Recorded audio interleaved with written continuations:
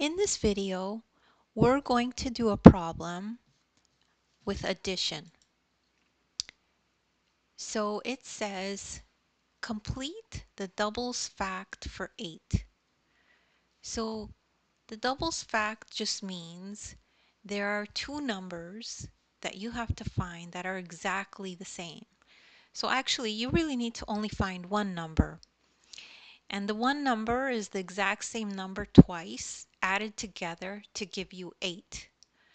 So you might remember that fact, but if you don't worry. You could just use the double facts chart. And it's interesting, this chart, because when you look at it, it really just looks like skip counting by twos. So 1 plus 1 is 2, 2 plus 2 is 4, 3 plus 3 is 6, 4 plus 4 is 8, 5 plus 5 is 10, and so on. And you can see the answer is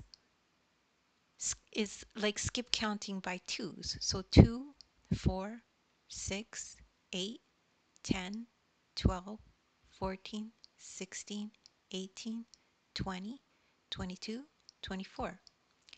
We need 8. So we could see here, this is the answer that'll give us 8 as a doubles fact. So we know that 4 plus 4 gives us 8.